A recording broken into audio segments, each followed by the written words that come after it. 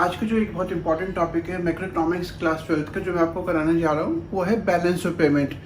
इससे कंसर्न एक वीडियो जो इसका दूसरा पार्ट है फॉरेन एक्सचेंज मार्केट, मैं उसको ऑलरेडी अपलोड कर चुका हूँ। इसको ज़रूर देखिएगा और समझने की कोशिश कीजिए। जो आज का टॉपिक है बैलेंस ऑफ पेमेंट, बेसिकली अगर हम बैलेंस ऑफ पेमेंट को डिफाइन करें सो इसको हम कैसे कर सकते हैं। It is a systematic record of all economic transactions between the residents of one country with the rest of the world in a given period of time, generally accounting year. तो अगर हम इस डेफिनेशन को के देखते हैं तो उसमें क्या कहते हैं, systematic record of all economic transactions. मतलब हम यहाँ पे सिर्फ इकोनॉमिक ट्रांजैक्शंस की बात कर रहे हैं जो एक देश के लोगों की दूसरे देश के लोगों के साथ होती है, और बात कर रहे हैं रेजिडेंट्स की। हम नॉर्मल रेजिडेंट की बात करें, अगर आपने मेरी नॉर्मल रेजिडेंट पे जो मेरी शायद सेकेंड या थर्ड वीडियो है, अगर आपने उस वीडियो को ध्यान से देखा होगा तो नॉर्मल रेजिडेंट कौन लोग होते हैं, वो लोग जो इंडियन टेरिटरी में रह रहे हैं for more than a period of 1 year, 1 साल से ज़्यादा, और उनका जो सेंटर ऑफ इकोनॉमिक इंटरेस्ट है, मतलब वो कोई ऐसा काम कर रहे हैं जिससे उनको अर्निंग हो रही है, वो इंडिया में ही है। तो ऐसे लोगों को हम नॉर्मल रेजिडेंट काउंट करते हैं। उनका centre of economic interest India में है एंड वो 1 साल से ज़्यादा यहाँ पर रह रहे हैं। ये इंडिविजुअल्स भी हो सकते हैं और ये इंस्टीट्यूशंस भी हो सकते हैं। तो बच्चों, अभी हमने डेफिनेशन करी बैलेंस ऑफ पेमेंट की। अगर हम उस डेफिनेशन को ध्यान से देखते हैं तो सबसे जो पहला पॉइंट हमारे को उस डेफिनेशन से क्लियर होता है कि बैलेंस ऑफ पेमेंट एक सिस्टमैटिक रिकॉर्ड है of all economic transactions between the resident of one country with rest of the world. Systematic record of all economic transactions. जो दूसरा पॉइंट है, हम बैलेंस ऑफ पेमेंट में विजिबल आइटम्स होते हैं जिन items को हम देख और टच कर सकते हैं, जैसे कि गुड्स। तो गुड्स यहाँ पर आ गए। इनविजिबल आइटम्स जैसे सर्विसेज एंड यूनिलैटरल ट्रांसफर्स, ये वन वे पेमेंट्स होती है, डोनेशन, ग्रांट्स वगैरह, जो हम बैलेंस ऑफ पेमेंट में रिकॉर्ड करते हैं। इसका थर्ड जो इंपॉर्टेंट पॉइंट हमारे को समझ में आता है वो है it is a flow concept as it is related to a period of time. भाई बैलेंस ऑफ पेमेंट हमेशा 1 साल के लिए बनाई जाती है, क्योंकि यहाँ पे पीरियड इन्वॉल्व है, पूरे 1 साल के लिए बनाई जा रही है। तो ये एक फ्लो कॉन्सेप्ट है। अगर आपको याद हो कि हमने नेशनल इनकम के चैप्टर में फ्लो एंड स्टॉक का कॉन्सेप्ट पढ़ा था। Stock is anything which is measured at a point of time. जब हम किसी पर्टिकुलर पॉइंट ऑफ टाइम पे मेजर करते हैं हम उसको बोलते हैं स्टॉक कॉन्सेप्ट। लेकिन जब हम पूरे पीरियड के लिए कुछ चीज़ को कंसीडर करते हैं तो उसको हम बोलते हैं flow concept. So balance of payment एक फ्लो कॉन्सेप्ट है। याद रखिए कि एक 1 मार्कर आता है। अब इसका जो फोर्थ पॉइंट है वो double entry system of accounting is followed. हम जब भी बैलेंस ऑफ पेमेंट बनाते हैं तो जो भी इकोनॉमिक ट्रांजैक्शंस होती है उसको 2 जगह पर रिकॉर्ड किया जाता है, एक जहाँ पे पैसा आ रहा है और एक जो पैसा दे रहा है। तो इस तरीके से हम उसको double entry system of accounting को फॉलो करते हैं। ओके बच्चों, अभी हमने करा है बैलेंस ऑफ पेमेंट का डेफिनेशन। अब हम कर रहे हैं उसके कंपोनेंट्स। सबसे पहला जो कंपोनेंट है उसको हम विजिबल आइटम्स भी बोलते हैं, क्योंकि हम यहाँ पे बात कर रहे हैं export of goods and imports of goods की। तो जब हम एक्सपोर्ट करते हैं गुड्स का, इसका मतलब हम गुड्स को बाहर बेच रहे हैं। सपोज हमने एज्यूम करा कि 200 रुपये की गुड्स हमने एक्सपोर्ट करी, मतलब 200 रुपये हमारे पास आएंगे। सिमिलरली अगर हमने यहाँ पे एज्यूम करा कि 100 रुपये की गुड्स इंपोर्ट करी, मतलब हमको 100 रुपये का पेमेंट करना पड़ेगा। अगर आप ध्यान से देखेंगे 200 रुपये आ रहे हैं, 100 रुपये जा रहे हैं, मतलब हमारा जो बैलेंस ऑफ ट्रेड है, इन दोनों का डिफरेंस बैलेंस ऑफ ट्रेड कहा जाता है, वो हमारा सरप्लस में, क्योंकि हमें पैसा आया जाता है गया काम में। जो इसका दूसरा कॉम्पोनेंट है वो है export of services and import of services. Export of services को और इम्पोर्ट ऑफ सर्विसेज को हम इनविजिबल आइटम्स भी बोलते हैं, क्योंकि हम इन आइटम्स को देख नहीं सकते। जैसे कि बीपीओ सर्विसेज हो गई, केपीओ सर्विसेज हो गई, जो कॉल सेंटर्स वगैरह की सर्विसेज होती है, वो सारा यहाँ पर काउंट होता है। ऐसे हम बैंकिंग, इंश्योरेंस, बहुत सारे टाइप की सर्विसेज हैं जो हमारी कंट्री की लोग बाहर के देश के लोगों को प्रोवाइड करते हैं, वो सारा हमारा इनविजिबल आइटम माना जाता है। अब अगर आप ध्यान से देखेंगे, हमने सर्विस एक्सपोर्ट करी 100 रुपये की, इंपोर्ट करी 300 रुपये की, मतलब हमारे को पैसा इस साइड में आ कम रहा है, जा ज़्यादा रहा है। यहाँ पर हमारा -200 है। तो मतलब क्या हो गया, हमारा जो बैलेंस ऑफ सर्विसेज है दैट इज -200। जो इसका थर्ड कंपोनेंट है वो है unilateral receipts and unilateral payments. Unilateral payments वो पेमेंट्स होती हैं जो 1 वे पेमेंट्स होती हैं, जैसे डोनेशन है, ग्रांट्स है, सब्सिडीज है और फाइनेंशियल हेल्प है। तो इतनी 1 वे पेमेंट्स हमारे को आई बहुत सारी कंट्रीज या बहुत सारी इंटरनेशनल इंस्टीट्यूशंस हैं, IMF हो गया, वर्ल्ड बैंक हो गया, एशियन डेवलपमेंट बैंक है, जो हमारी कंट्री को हेल्प करते। तो हम अज्यूम कर रहे हैं कि सपोज उन्होंने हमारे को 300 रुपये का हेल्प करा। सिमिलरली जैसे हमको बाहर से हेल्प मिलती है, तो हम भी ऐसे बहुत सारी कंट्रीज हैं जिनको हम फाइनेंशियल हेल्प प्रोवाइड करते हैं। डोनेशन, ग्रांट्स, फ्लड रिलीफ, दूसरे टाइप की फाइनेंशियल हेल्प। तो सपोज हमने यहाँ पे 400 रुपये का हेल्प करी।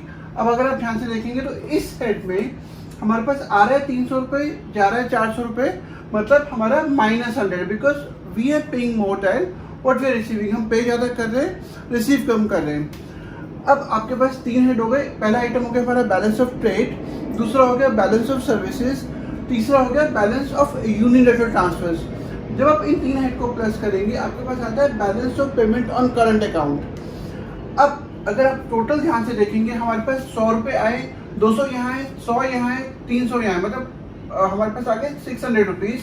और हमारा गया कितना 100, 300, 400 एंड 800। हमारे पास आया 600 रुपया, जा रहा है हमारा 800 रुपया, मतलब हम -200 में। तो अब कंट्री की गवर्नमेंट को इंटरवीन करना पड़ता है और जितना भी माइनस हमारा है हम उसको बोरो करेंगे। तो सपोज हमने यहाँ पे कैपिटल पेमेंट की थी 200 रुपये की, पर हमारी कैपिटल इसी थी 400 रुपये की, क्योंकि इस 400 रुपये में वो 200 रुपये की बोरोइंग इंक्लूड है जो हमें अपने एक्स्ट्रा पेमेंट को कवर अप करने के लिए करनी पड़ेगी। तो अगर आप ध्यान से देखेंगे तो इनका जो डिफरेंस है वो है +200। इन तीनों का डिफरेंस -200, इसका डिफरेंस +200। जो इसका ये जो इन दोनों का जो डिफरेंस है उसको हम balance of payment on capital account बोलते हैं। Balance of payment on current account, पहले 3 आइटम। चौथा account balance of payment on capital account. जब आप पूरी स्टेटमेंट को कंसीडर करेंगे हम इसको बोलते हैं बैलेंस ऑफ पेमेंट, जो हमेशा बैलेंस में रहेगा, क्योंकि इन 3 लाइनों में हमारा -200 था, यहाँ पे हमारा +200 है। तो अल्टीमेटली जो हमारा बैलेंस ऑफ पेमेंट है वो हमेशा 0 रहेगा। Balance of payment always balances, surplus या नेगेटिव नहीं होता यहाँ पर। ओके बच्चे, एक बहुत इंपॉर्टेंट क्वेश्चन आता है और इस चैप्टर में टीचर्स का एक बहुत फेवरेट क्वेश्चन है। हमको बताना है difference between balance of trade and balance of payment.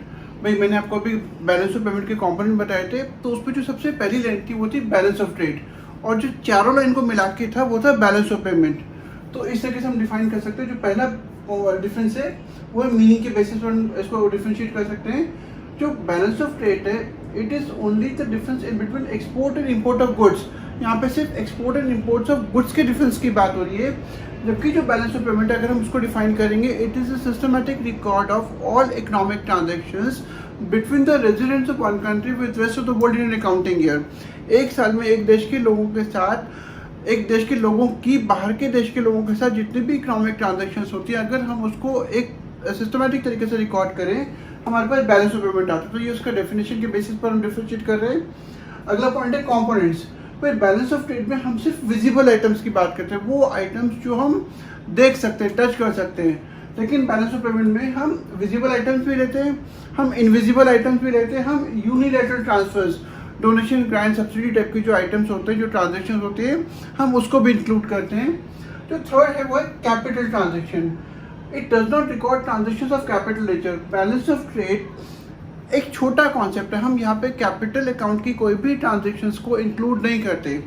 लेकिन जो बैलेंस ऑफ पेमेंट है एक बड़ा कॉन्सेप्ट है, हम यहाँ पे कैपिटल ट्रांजेक्शन्स को रिकॉर्ड करते हैं।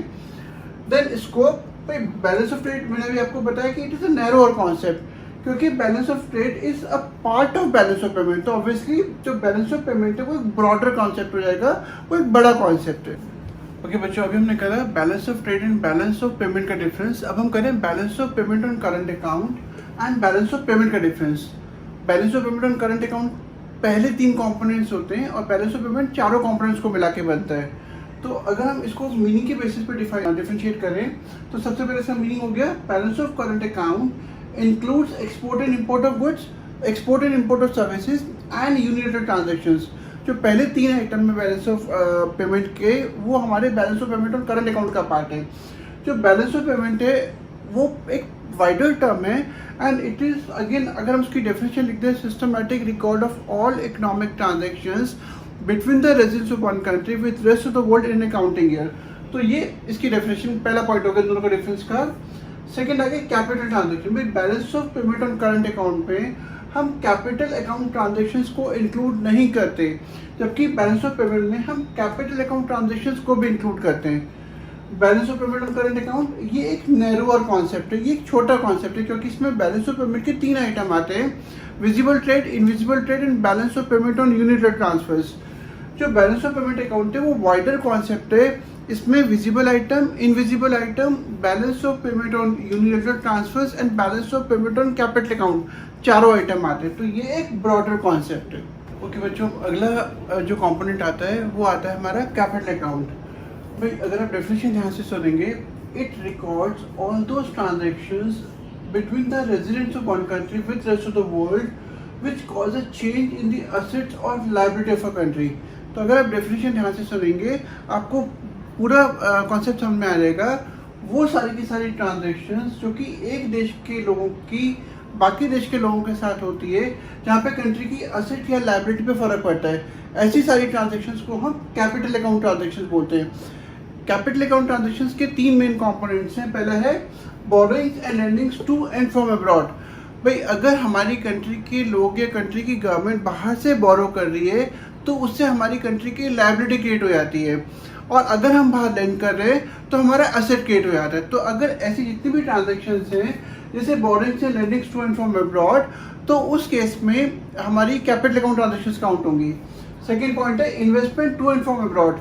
बाहर से बहुत सारे लोग या कंपनीज है जो इंडिया में इन्वेस्ट करना चाहते हैं, तो उनकी इन्वेस्टमेंट यहाँ पे वो जो भी पैसा खर्च कर रहे हैं इन्वेस्टमेंट में, वो कैपिटल अकाउंट ट्रांजैक्शन है। सिमिलरली अगर हमारी कंट्री के लोग बाहर इन्वेस्ट करना चाहते हैं, प्रॉपर्टी खरीद रहे हैं, बिजनेस में लगा रहे हैं, तो वो भी कैपिटल अकाउंट ट्रांजैक्शन में काउंट होगी। Investment to and from abroad के मेन दो पार्ट होते हैं। पहला है foreign direct investment. Foreign direct investment होता है, भाई सपोज हमारी कंट्री के लोगों ने बाहर कोई प्रॉपर्टी खरीदी, भाई किसी ने सपोज मकान खरीदा और उसी टाइम उसको उस मकान के प्रॉपर्टी के पेपर मिल गए, ओनरशिप मिल गई, तो इसको हम बोलेंगे फॉरेन डायरेक्ट इन्वेस्टमेंट। इसकी जो मेन कॉन्सेप्ट है वो क्या है कि it gives the control over the asset the moment the transaction took place, it gives the control over the asset. एक होता है पोर्टफोलियो इन्वेस्टमेंट। ये वो टाइप की ट्रांजैक्शंस होती हैं, इन्वेस्टमेंट होती हैं जहाँ पे आपको असेट की कंट्रोल नहीं मिलती। भाई सपोज हमारी कंट्री के किसी इंडिविजुअल ने बाहर की कंट्री की किसी गवर्नमेंट इशूड बॉन्ड खरीदे, तो बॉन्ड की ओनरशिप है लेकिन हमारा बॉन्ड की ओनरशिप को छोड़ के और कहीं पर कोई कंट्रोल नहीं है। तो इस तरह की ट्रांजैक्शंस को हम पोर्टफोलियो इन्वेस्टमेंट बोलते हैं। तो तीसरा पॉइंट है वो change in foreign exchange reserves. हमारी कंट्री के पास अप्रॉक्स इस टाइम शायद अराउंड $450 बिलियन के आसपास के फॉरेन एक्सचेंज रिजर्व्स है। तो अगर वहाँ से पैसा निकाला जाता है टू बाय सम एसेट और डाला जाता है, तो इस तरह की जो भी ट्रांजैक्शंस होती हैं वो हमारी एसेट या लायबिलिटी पे इफेक्ट डालती हैं। तो इसलिए हम उनको कैपिटल अकाउंट ट्रांजैक्शंस इनमें इंक्लूड करते हैं। ओके बच्चों, अगला आ गया ऑटोनोमस एंड अकोमोडेटिंग आइटम्स।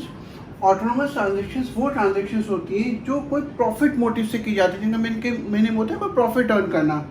सो अगर आप डेफिनेशन ध्यान से सुनेंगे आपको क्लियर हो जाएगा। Autonomous transactions are all those transactions which take place due to some economic motive such as profit maximization. These are also called above the line items. ये एक 1 मार्क का क्वेश्चन आता है कि कौन सी टाइप की ट्रांजेक्शन्स को अबव द लाइन आइटम्स बोला जाता है। So it is autonomous transactions. It take place on current account as well as capital account. हम ऑटोनोमस आइटम्स में करंट अकाउंट ट्रांजेक्शन्स और कैपिटल अकाउंट ट्रांजेक्शन्स दोनों टाइप की ट्रांजेक्शन्स को इंक्लूड करते हैं। अभी हमने कहा ऑटोनोमस आइटम्स, अब हम कर रहे हैं accommodating items. So accommodating transactions are those transactions that are undertaken to cover the gap in between balance of payment.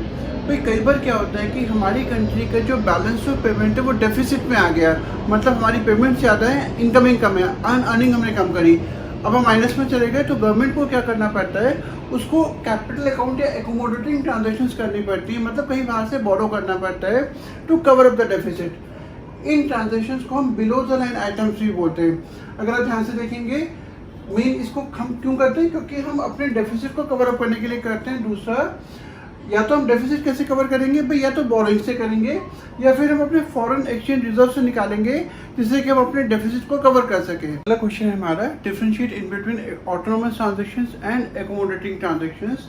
तो सीधी सी बात है, पहला डिफरेंस हमेशा हमारा मीनिंग के बेसिस पर होता है। वो सारी की सारी इंटरनेशनल इकोनॉमिक ट्रांजैक्शंस जिनका मेन एम होता है प्रॉफिट अर्न करना, वो हम काउंट करते हैं ऑटोनोमस आइटम्स में।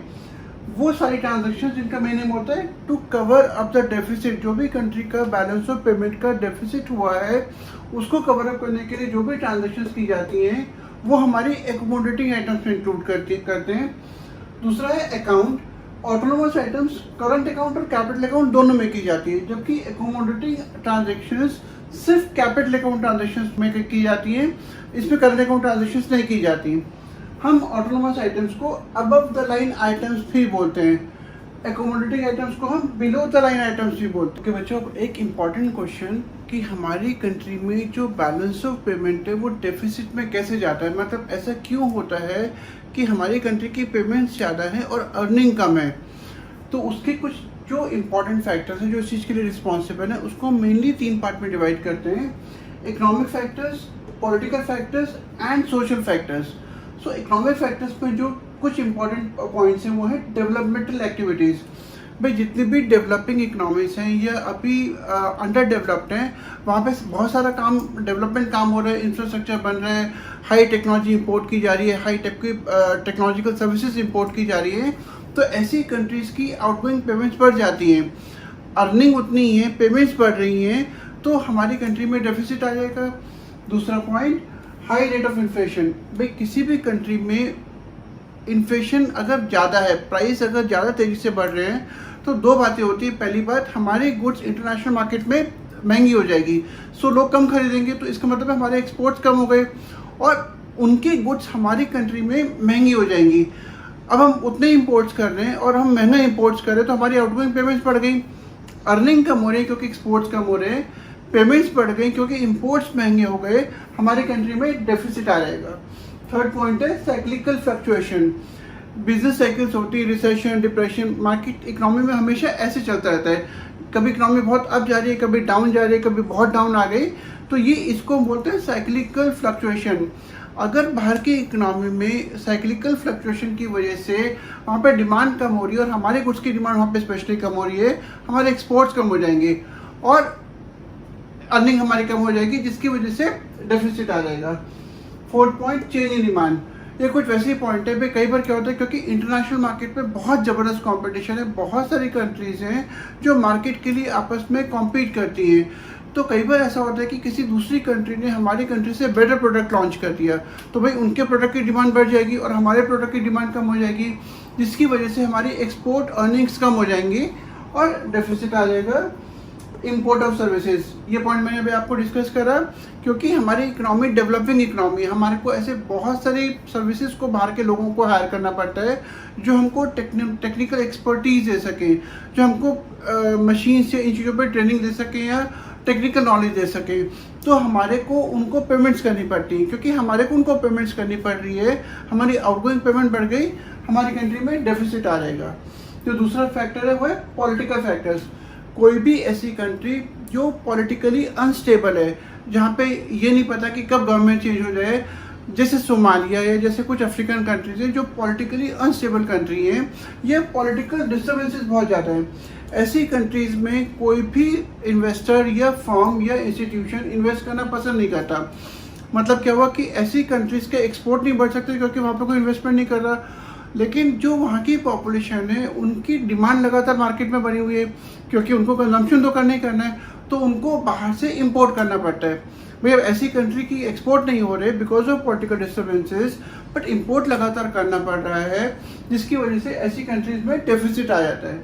जो थर्ड इंपॉर्टेंट फैक्टर है वो है सोशल फैक्टर्स। इसमें सबसे पहले आ गया डेमोन्स्ट्रेशन इफेक्ट, इसको हम शायद वेबलोन इफेक्ट भी बोलते हैं। ऐसा बहुत होता है कि हम बाहर के यूरोपियन कंट्रीज़ के लाइफस्टाइल को कॉपी करने की कोशिश करते हैं कि वो लोग कैसे घरों में रहते हैं, वो कैसी कारों में घूमते हैं, जिसकी वजह से हमारी इंपोर्ट्स बढ़ जाते हैं, क्योंकि हम उस तरह की चीज़ों को बाहर से मंगाते हैं, खरीदते हैं, जिसकी वजह से इंपोर्ट्स बढ़ गई, इंपोर्ट पेमेंट बढ़ गई, हमारी कंट्री में डेफिसिट आ जाएगा। जो दूसरा पॉइंट है वो change in taste, preference, fashion and trends. भाई मार्केट में, इकोनॉमी में बहुत ज़बरदस्त तरीके से चेंजेस होते रहते हैं, तो ऐसा बहुत होता है कि हमारी कंट्री में सपोज हमारी कंट्री के जो यंग जनरेशन है उनको बाहर की चीज़ें पसंद आनी स्टार्ट हो गई, तो वो वहाँ से ज़्यादा इंपोर्ट्स करना स्टार्ट कर देंगे। ऑब्वियसली जब वो इंपोर्ट ज़्यादा करेंगे तो इंपोर्ट पेमेंट बढ़ गई, हमारा डेफिसिट आ जाएगा। तो ये कुछ इंपॉर्टेंट फैक्टर्स हैं जिसकी वजह से हमारी कंट्री में डेफिसिट आने के चांसेस रहते हैं। बच्चों, आपने अभी तक सब्सक्राइब करा कि नहीं करा? अगर आपने सब्सक्राइब नहीं करा तो प्लीज़ सब्सक्राइब करिए, मेरी सारी क्लासेस को गौर से देखिए, ध्यान से कोशिश करें कि ध्यान से पूरी की पूरी क्लासेस को गो थ्रू करें। हो सके तो आप जब भी मेरी क्लासेस को सुन रहे हो, प्लीज़ यूज़ हेडफोन्स, क्योंकि किसी भी टाइप का डिस्ट्रैक्शन से आपको वो कॉन्सेप्ट क्लैरिटी नहीं होगी, आपको बात समझ में नहीं आएगी। और एक और बात मैं आपको बताना चाहूँगा कि कोशिश ये करिए कि एक बार क्लासेस सुनने के बाद आप प्लीज़ बुक को रेफ़र करिए, क्योंकि बुक की लैंग्वेज आपको एग्ज़ाम में लिखनी है। बुक की लैंग्वेज है जिससे आपको मार्क्स मिलेंगे, यहाँ पे आपको कॉन्सेप्ट समझ में आ जाएगा। लेकिन अगर आपको 90-95 के आसपास स्कोर करना है तो आपके लिए बुक की लैंग्वेज यूज़ करना बहुत इंपॉर्टेंट है। अगर आपको कोई टीचर ऐसा कहते हैं कि आप मेरी क्लास देख लो और आपको सब अच्छे स्कोर हो जाएगा, तो वो टीचर गलत बोल रहा है। आपको बुक की लैंग्वेज को याद करना आपके लिए मस्ट है। So please go through the book after listing the videos. कोशिश करिए कि प्लीज़ सारे के सारे वीडियोस मेरी लाइक करिए, जो जो आप सुनते जाते हैं, और जो जो आपको लेसन्स अच्छे लगते हैं, पसंद आते हैं, please share it with your friends and colleagues and juniors. Thank you.